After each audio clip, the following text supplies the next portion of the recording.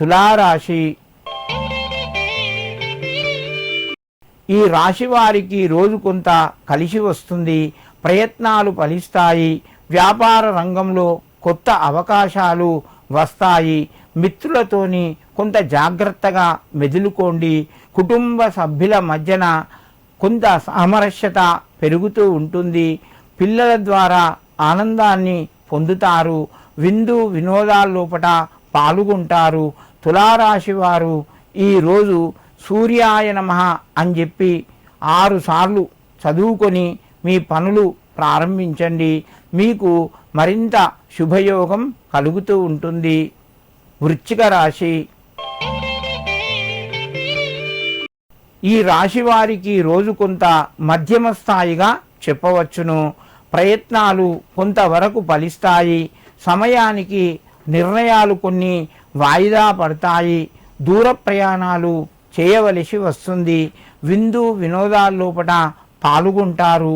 డబ్బు కూడా ఎక్కువగా ఖర్చయ్యే అవకాశాలు ఉన్నాయి. పిల్లల ద్వారా కొంత ఇబ్బంది కలగవచ్చును. మీకు మానసికంగా మీరు కొంత ధ్యానాన్ని చేసుకోవడం వలన ఆరోగ్యంగా మానసికంగా దృఢంగా ఉంటారు. వృశ్చిక రాశి వారు ఈరోజు ఆదిత్యాయ నమః అని చెప్పి 6 సార్లు చదువుకొని నమస్కరించి మీ పనులు ప్రారంభించండి. మీకు మరింత శుభయోగం కలుగుతూ ఉంటుంది. ధనస్సు రాశి. ఈ రాశి వారికి రోజు కొన్ని కొత్త నిర్ణయాలు తీసుకుంటారు. ధనపరంగా అనుకూలంగా ఉన్నాయి.